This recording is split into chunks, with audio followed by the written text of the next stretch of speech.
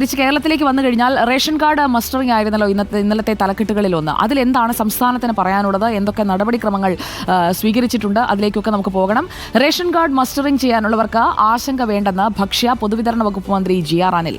കേന്ദ്ര നിർദ്ദേശത്തിന്റെ ഭാഗമാണ് മസ്റ്ററിംഗ്. കേന്ദ്രം നിർദ്ദേശിച്ച സമയത്തിന് മുൻപ് മസ്റ്ററിംഗ് പൂർത്തിയാക്കും. കൺസ്യൂമർ ഫെഡുമായി സപ്ലൈകോ മത്സരിക്കുന്നില്ല. സാമ്പത്തിക പ്രതിസന്ധി തുടരുമ്പോഴും ഓണക്കാലത്ത് വിപണി തിരികെ പിടിക്കാൻ സപ്ലൈകോയ്ക്ക് സാധിച്ചെന്നും മന്ത്രി GR അനിൽ റിപ്പോർട്ടറിനോട് പറഞ്ഞു. റേഷൻ കാർഡ് മസ്റ്ററിങ്ങുമായി ബന്ധപ്പെട്ട് കേന്ദ്ര സർക്കാർ സംസ്ഥാന സർക്കാരിന് 1.5 മാസമാണ് നൽകിയിരിക്കുന്നത്. അതായത് വരുന്ന ഒക്ടോബർ 31 മുന്നേ തന്നെ സംസ്ഥാനത്തെ മുഴുവൻ മഞ്ഞ പിങ്ക് കാർഡുകൾ മസ്റ്ററിങ് ചെയ്തിരിക്കണമെന്നുള്ളതാണ് കേന്ദ്ര സർക്കാരിൻ്റെ നിർദ്ദേശം.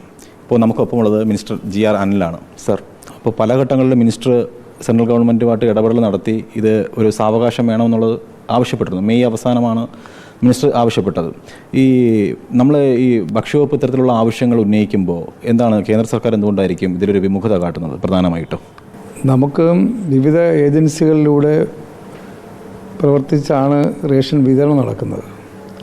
ഇപ്പോൾ കേരളത്തിൽ എല്ലാ മേഖലയും ക്ഷേമപ്രവർത്തനങ്ങളും എല്ലാം ഇതുപോലുള്ള വിവിധ തലങ്ങളിലൂടെയാണ് അതിൻ്റെ പ്രവർത്തനങ്ങൾ പൂർണ്ണമായി എത്തുന്നത്. നമ്മുടെ സംസ്ഥാനത്ത് 1,54,00,000 ആളുകൾ മസ്റ്ററിങ്ങിന് വിധേയമാകണം. അതിന് പറ്റുന്ന സമയമാണ് ഇപ്പോൾ നമ്മൾ തിരഞ്ഞെടുത്തത്. ഇത് കേന്ദ്ര ഗവൺമെൻറ് നടപ്പിലാക്കിയേ മതിയാവൂ എന്നുള്ള നിർബന്ധം വന്നപ്പോൾ സംസ്ഥാനത്തിന് അത് നിർവഹിച്ചേ പറ്റൂ. ഓണത്തിൻ്റെ ഈ സെപ്റ്റംബർ മാസം അരി ഭക്ഷ്യധാന്യങ്ങൾ വാങ്ങേണ്ടുന്ന കാർഡുടമകൾ മഹാഭൂരിപക്ഷവും വാങ്ങിയിട്ടുണ്ട് എന്നുള്ളത് കൊണ്ട് ഇനി വരുന്ന 18 മുതൽ അതിൻ്റെ തിരക്ക് റേഷൻ കടകൾ കുറവാണ്, താരതമ്യേന കുറവാണ് സാധ്യത. ആ സമയത്ത് മസ്റ്ററിങ്ങിലേക്ക് പോയാൽ ഈ തിരക്ക് കാരണം ലോഡ് കൂടുതലാണ് എന്നതിൻ്റെ പേരിൽ ഒരു ഇഷ്യൂ വരാൻ സാധ്യതയില്ലെന്നാണ് ഞങ്ങൾ മനസ്സിലാക്കുന്നത്. എന്തായാലും കേരളത്തിലെ അർഹതയുള്ള മുൻഗണനാ കാർഡുകാരിൽ ഒരാളിനെ പോലും ഒഴിവാക്കുന്ന നിലപാട് സ്വീകരിക്കാൻ ഗവൺമെൻറ്റോ സിവിൽ സപ്ലൈസ് വകുപ്പോ തയ്യാറാകില്ല. എല്ലാവരെയും ഇതിൽ പങ്കാളികളാക്കാനുള്ള നടപടിയിലാണ് ഞങ്ങൾ നിൽക്കുന്നത്. നമ്മൾ ഓണം ഫെയറൊക്കെ വളരെ ഗംഭീരമായിട്ട് നടന്നു. പ്രധാനമായിട്ടും ചർച്ചയായത് സപ്ലൈകോയിൽ സാധനങ്ങൾ തിരിച്ചെത്തി. വിപുലമായിട്ട് തന്നെ എല്ലാ സപ്ലൈകോയിലും സാധനങ്ങളുണ്ടായിരുന്നു. ആൾക്കാർ വളരെ സന്തോഷത്തോടു കൂടി തിരികെ എത്തി. വലിയ കച്ചവടം നടന്നു. നമ്മൾ മുന്നേ സംസാരിച്ചതുപോലെ തന്നെ 2-3 ദിവസം ആദ്യഘട്ടത്തിൽ തന്നെ 8 കോടിയുടെ ബിസിനസ്സൊക്കെ നടന്നു എന്ന് പറഞ്ഞു.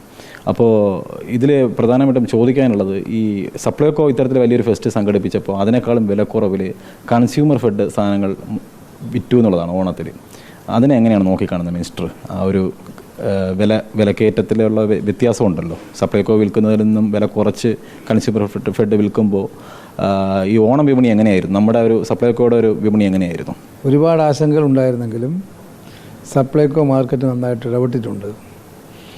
ഓണത്തിൻ്റെ തലേനാൾ, ഉത്രാടത്തിൻ്റെ തലേനാളിൽ ഞാൻ കണക്ക് നോക്കുമ്പോൾ 16 കോടിയുടെ വിൽപ്പനയാണ് സപ്ലൈകോയിൽ ഉണ്ടായിട്ടുള്ളത്.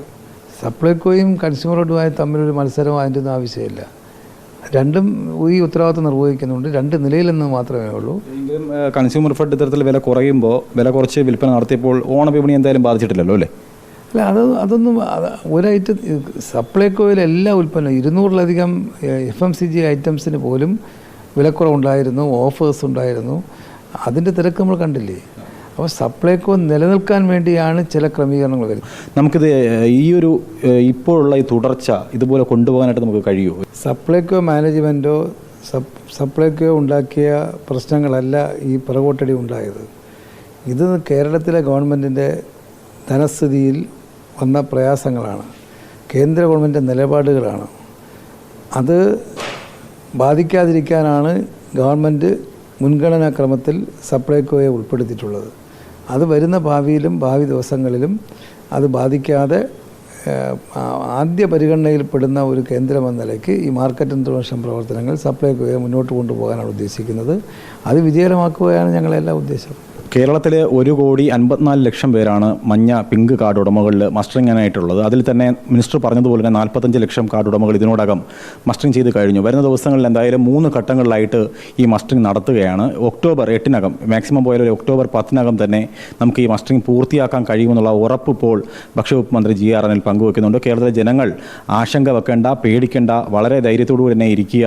ഈ കാര്യത്തിൽ പൂർണ്ണമായിട്ടും ഭക്ഷ്യവകുപ്പും അതുപോലെ തന്നെ സർക്കാരും കൂടെ ഉണ്ടാകുമെന്നുള്ള ഉറപ്പ് തന്നെയാണ് പങ്കുവച്ചിരിക്കുന്നത്. വീഡിയോ ജേർണലിസ്റ്റ് ശിവപ്രസാദിനൊപ്പം reporter Arun Solomon, in reporter, Thiruvananthapuram.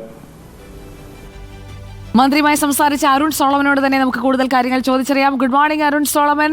എല്ലാവരുടെയും ആശങ്ക അകറ്റുന്ന ഒരു നല്ല വർത്തമാനവുമായാണല്ലോ അരുൺ ഇന്ന് വന്നിരിക്കുന്നത്. മസ്റ്ററിംഗ് നാളെ തുടങ്ങുമ്പോൾ ഈ അരി കിട്ടാത്തൊരു സാഹചര്യമൊന്നും ഉണ്ടാകില്ല, എല്ലാം ശരിയാക്കുമെന്നല്ലേ മന്ത്രി പറഞ്ഞത്?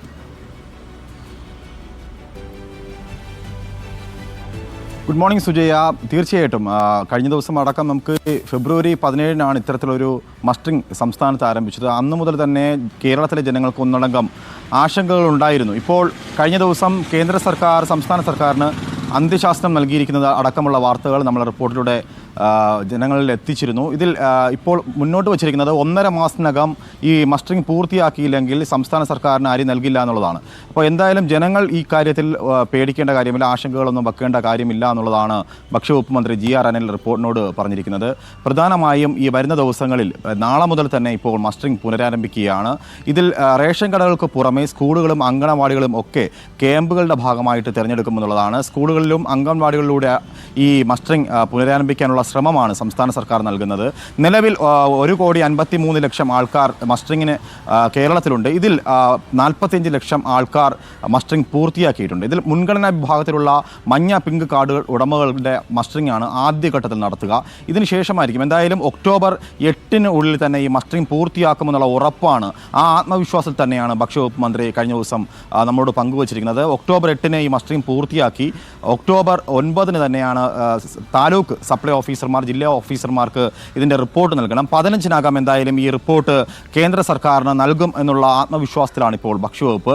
നിലവിൽ 3 ഘട്ടങ്ങളിലായിട്ടായിരിക്കും ഈ മസ്റ്ററിംഗ് നടത്തുക. നാളെ മുതൽ എന്തായാലും വരുന്ന സെപ്റ്റംബർ 24 വരെ തിരുവനന്തപുരം ജില്ലയായിരിക്കും ആദ്യം. അതെന്ന് പറഞ്ഞു കഴിഞ്ഞാൽ ഈ തിരുവനന്തപുരം ജില്ലയെ മാത്രം തിരഞ്ഞെടുക്കാനുള്ള കാരണം ഒരു ട്രയൽ റൺ എന്ന രൂപത്തിലാണ് തിരുവനന്തപുരം ജില്ലയെ ഇപ്പോൾ തിരഞ്ഞെടുത്തിരിക്കുന്നത്. അതായത് നമുക്കറിയാം നേരത്തെ മാർച്ച് 15 കൂടി തന്നെ വലിയൊരു പ്രശ്നം സെർവർ തകരാറിനെ തുടർന്ന് മസ്റ്ററിംഗ് നിർത്തിവെച്ചിരുന്നു. അതിനോടനുബന്ധിച്ച് തന്നെ നിലവിൽ ഇനി എന്തെങ്കിലും പ്രശ്നങ്ങൾ ഉണ്ടാകുമോ എന്നുള്ള ഒരു ആശങ്കകൾ എന്തായാലും ഭക്ഷ്യവകുപ്പിനുണ്ട്. ആ ആശങ്കകൾ പരിഹരിക്കാൻ വേണ്ടിയിട്ടാണ് തിരുവനന്തപുരം ജില്ലയെ ഒരു ട്രയൽ രൂപത്തിലേക്ക് തിരഞ്ഞെടുത്തിരിക്കുന്നത്. അതായത് വരുന്ന 7 ദിവസം ഈ തിരുവനന്തപുരം ജില്ലയായിരിക്കും ആദ്യഘട്ടത്തിൽ മസ്റ്ററിംഗ് നടത്തുക. അതിനോടനുബന്ധിച്ച് അടുത്ത 25 മുതൽ ഒക്ടോബർ 1 വരെ കൊല്ലം മുതൽ തൃശ്ശൂർ ജില്ലകളായിരിക്കും മസ്റ്ററിംഗ് നടത്തുക. 7 ജില്ലകളായിരിക്കും രണ്ടാം ഘട്ടത്തിൽ. മൂന്നാം ഘട്ടത്തിൽ 6 ജില്ലകൾ പാലക്കാട് മുതൽ കാസർഗോഡ് വരെ, അതായത് ഒക്ടോബർ 8 വരെ ആയിരിക്കും മസ്റ്ററിംഗ് നടത്തുക. ഇതിനോടനുബന്ധിച്ച് നമുക്ക് നേരത്തെ തന്നെ ഓണവിപണിയിൽ സപ്ലൈകോ തിരികെ വന്നു എന്നടക്കമുള്ള സന്തോഷകരമായിട്ടുള്ള വാർത്തകൾ അദ്ദേഹം പങ്കുവെക്കുന്നുണ്ട്. ഉത്രാടം ദിനത്തിൽ തീർച്ചയായും ഓണവിപണിയിൽ സപ്ലൈകോയ്ക്ക് വലിയ നേട്ടമാണ് ഉണ്ടായത്. കച്ചവടം കൂടട്ടെ, നമ്മുടെ സർക്കാർ സംവിധാനങ്ങളും നല്ല ലാഭത്തിന്റെ പാതയിലേക്ക് വരട്ടെ എന്ന് നമുക്ക് ആത്മാർത്ഥമായി ആഗ്രഹിക്കാം.